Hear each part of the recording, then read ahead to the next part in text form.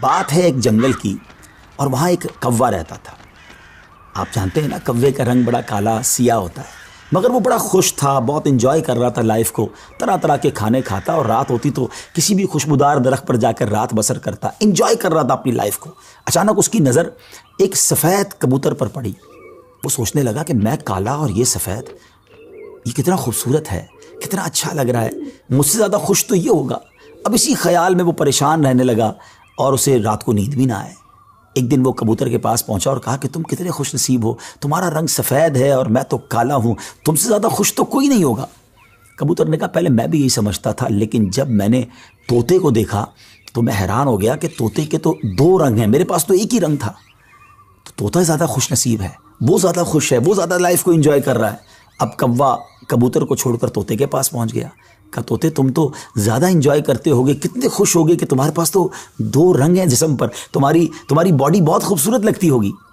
تو طوطا کہتا ہے کہ پہلے تو میں لائف کو بڑا انجوائے کرتا تھا کہ واقعی میں بڑا رنگ برنگی ہوں، مگر جب میں نے مور کو دیکھا نا تو مور تو کئی سارے رنگ لیے ہوئے ہے، اتنا خوبصورت ہے کہ اس کو دیکھ کر مجھے لگا کہ میں تو کچھ بھی نہیں ہوں۔ اب کوا اڑتے اڑتے پہنچ گیا مور کے پاس۔ مور چڑیا گھر کے ایک پنجرے میں موجود تھا۔ پہلے تو وہ انتظار کرتا رہا کیونکہ بہت سارے لوگ مور کو دیکھنے آئے تھے۔ جب سارے لوگ دیکھ کر چلے گئے تو کوا مور کے پاس گیا کہ اے مور، ذرا یہ تو بتاؤ تم کتنے خوش ہو، کتنے رنگ ہیں تمہارے پاس، تم کتنے خوبصورت ہو۔ مور کہتا ہے پہلے تو میں یہی سمجھتا تھا کہ ہاں میں بہت خوبصورت ہوں، مگر پھر میں نے غور کیا کہ اسی خوبصورتی کی وجہ سے تو چڑیا گھر میں قید ہو گیا ہوں، روزانہ ہزاروں لوگ مجھے دیکھنے آتے ہیں مگر میں آزاد نہیں ہوں۔ اور پھر میں نے بڑا غور کیا کہ وہ کون سا پرندہ ہے جو چڑیا گھر میں قید نہیں ہے، تو مجھے سمجھ آئی کہ کوا ہی ایک پرندہ ایسا ہے جو چڑیا گھر میں قید نہیں ہوتا، اس کو کوئی قید نہیں کرتا۔ ناظرین، کوے نے جب یہ سنا تو اسے احساس ہوا کہ میں بھی اپنی جگہ پر واقعی خوش نصیب ہوں۔ اب یہاں بظاہر تو یہ ایک فرضی واقعہ ہے، لیکن اگر اس کو ہم اپنی زندگیوں پر امپلیمنٹ کریں، اپنے بارے میں سوچیں، ہمارے پاس بہت کچھ ہے، لیکن جب کسی کو ہم سے زیادہ والے کو ہم دیکھتے ہیں نا تو ہمیں اپنی چیزیں کمتر نظر آنے لگتی ہیں، اپنا گھر چھوٹا لگنے لگتا ہے، اپنی موٹر سائیکل، اپنی گاڑی، اپنی سائیکل وہ ہمیں بڑی کمتر لگتے ہیں جب کسی کی بڑی گاڑی دیکھتے ہیں، کسی کا بڑا گھر دیکھتے ہیں، کسی کی لائف سٹائل کو دیکھتے ہیں، جو ہے اس پر انجوائے نہیں کرتے بلکہ اس پر شکوہ کرتے ہیں، ناشکری کرتے ہیں۔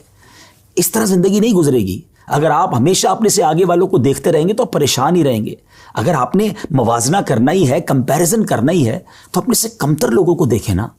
کئی لوگ بڑی مشکل زندگی گزار رہے ہیں، اللہ نے مجھے اور آپ کو بہت خوشحال رکھا ہے، جی ہاں اب بھی ہم لاکھوں کروڑوں سے اچھے ہیں، لیکن مسئلہ یہ کہ ہمیں تو آگے والوں کو دیکھ کر ڈیمورلائز ہونا ہوتا ہے۔ شکر ادا کیجئے، اور سبحان اللہ، میرے رب کا تو وعدہ بھی ہے نا قرآن میں، لَإِن شَكَرْتُمْ لَأَزِيدَنَّكُمْ، تم میرا شکر ادا کرو میں تمہیں اور دوں گا۔ تو جب آپ اللہ کا شکر ادا کر رہے ہوتے ہیں نا کہ یا اللہ تو نے مجھے کروڑوں سے اچھا بنایا، تو وہ اور عطا فرماتا ہے، آپ اور آگے بڑھتے ہیں۔ تو بہرحال یہ چھوٹی سی حکایت ہے، اللہ کرے اس سے سبق لیں، ناشکری چھوڑ دیں اور شکر ادا کرنے والے بن جائیں۔